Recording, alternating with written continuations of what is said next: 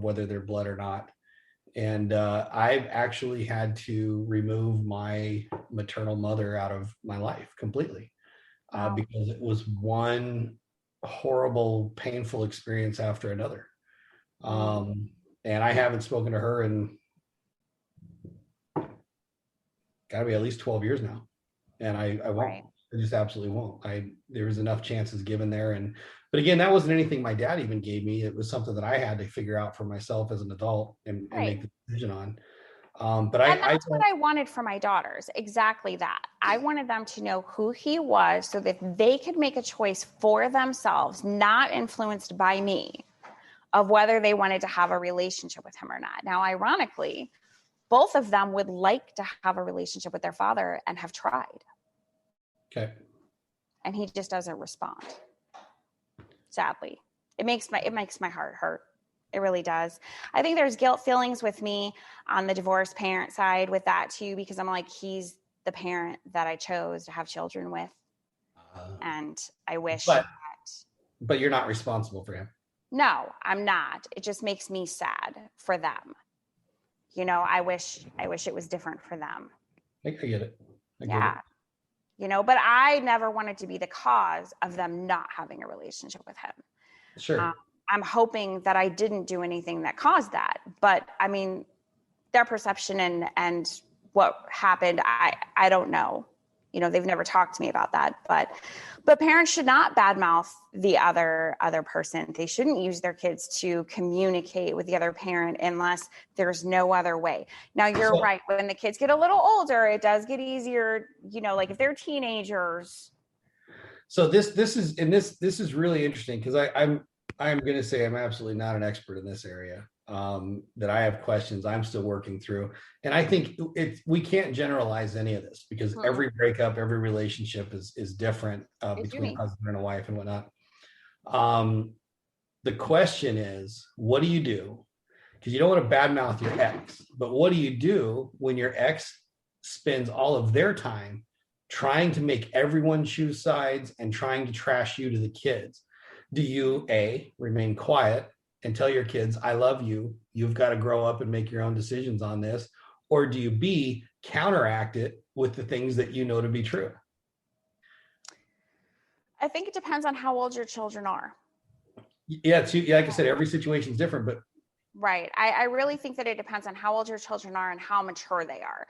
So in the beginning, I was the one being badmouthed and bashed to my children, 100%.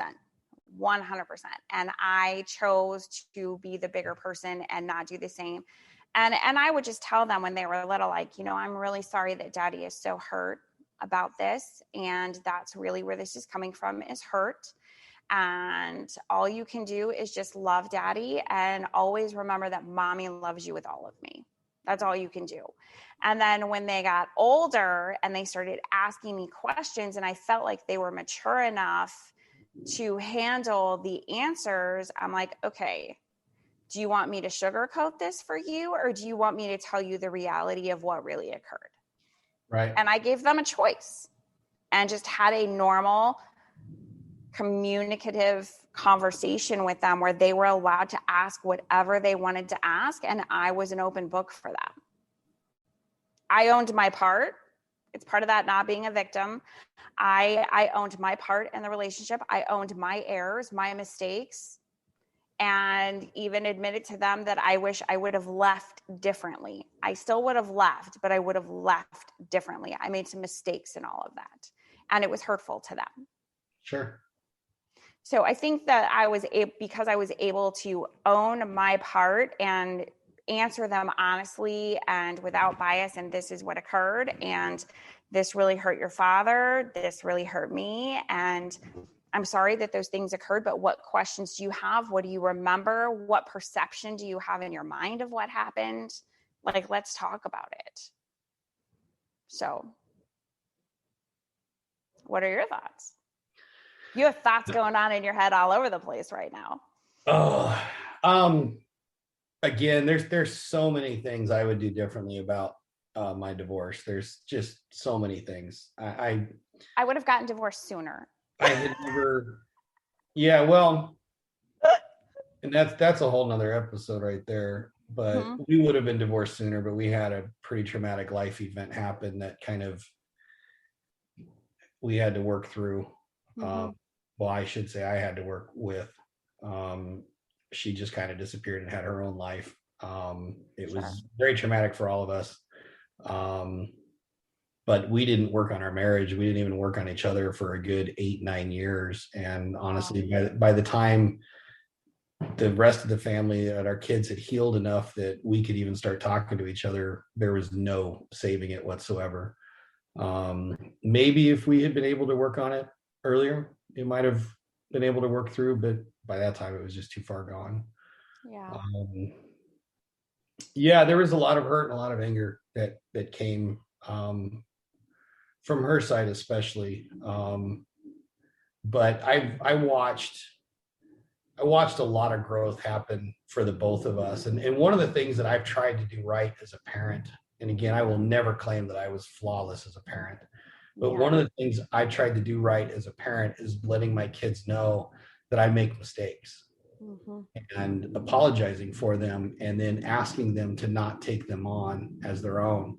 I found myself using the same harsh voice that had been used on me and that I had used on myself on my kids, especially when I was absolute stress to the max and I would just lose it. I would say those things that were hurtful to me when I was a kid.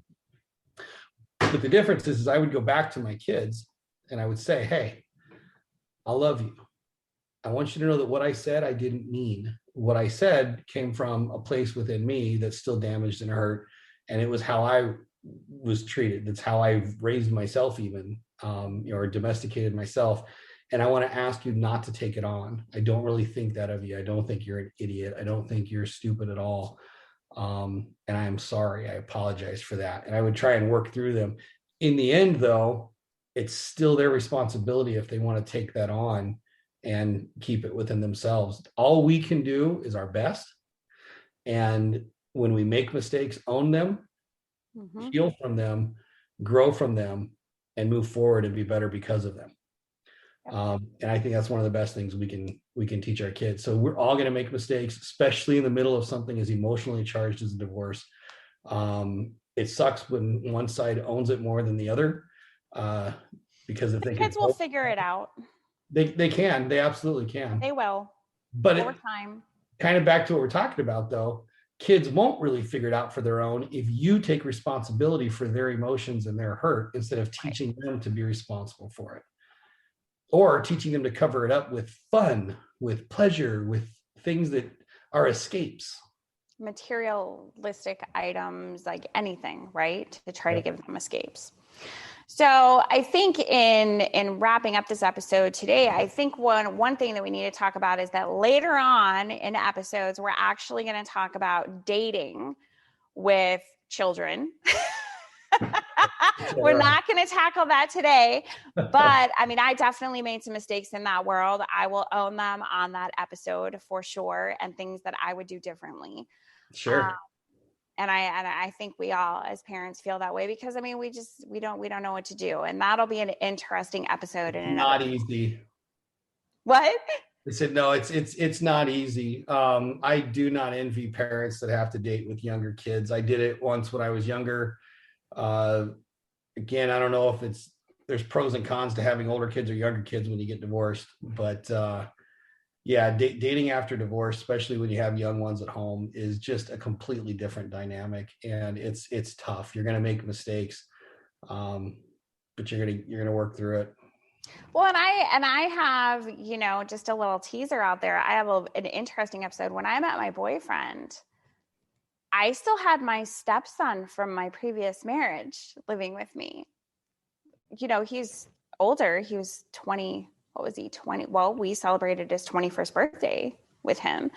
And he was still living with me. So, I mean, that was an interesting dynamic. I actually had one man tell me, he's like, nobody can ever date you because you have your ex-husband's son still with you. And I'm like, what would be the That difference dude's if got I issues. adopted him? That dude's got issues. Whoever told you that? Right. I was like, get out of my truck. Good. You will never talk about my stepson again. Get out of my truck. You're done. I made him walk home because I was so offended by that. Right.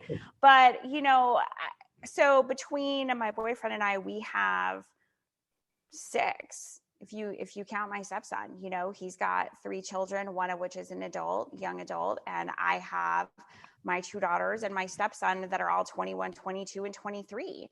And the dynamics are different across the board. I mean, you know, we've got 12 and 15, and then we've got all early 20s, and it's still never a dull moment.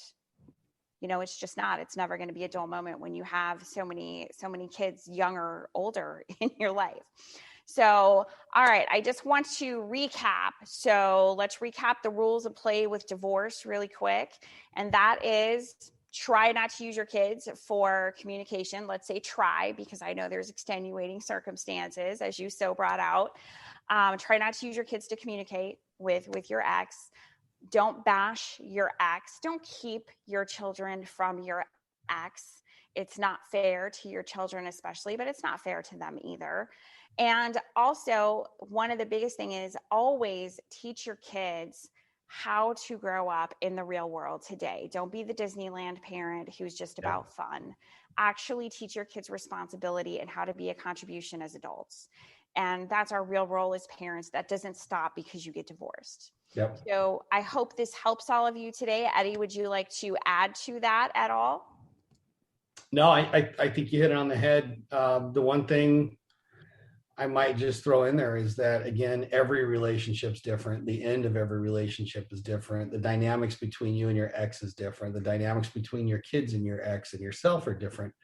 You know, there's always circumstances. We try and generalize, we try and talk about, but there's always circumstances where you have to make the best decision for you, for your children, but especially for your own health and what it's going to be like moving forward. Anytime you use your kids, you're in the wrong. Yep. But you know, it's there are circumstances where they shouldn't see your ex, even if they're too young to understand it. Absolutely know that that's a reality. We would love to hear feedback though, for everyone that's out there listening.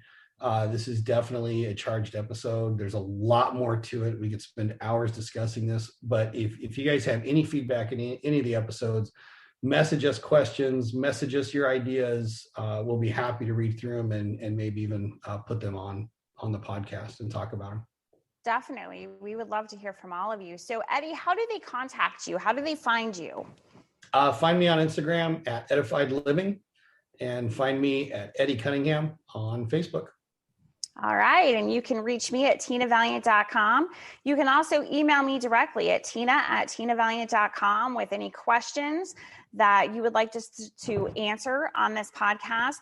And women, don't be afraid. Eddie's here because he wants to answer what questions you might have on why a man does this or why he thinks that. And, you know, he'll answer those as best he can, understanding that everything is individual, right? And just as much, if you have questions about why women do the things they do or what the psychology behind us is, I'll try to answer them as best I can. So we look forward to seeing you next time. Thank you so much for joining us. And I think we can both agree this is a really fun project for both of us. I'm enjoying it. Appreciate being a part of it, Tina. All right. See ya, everybody.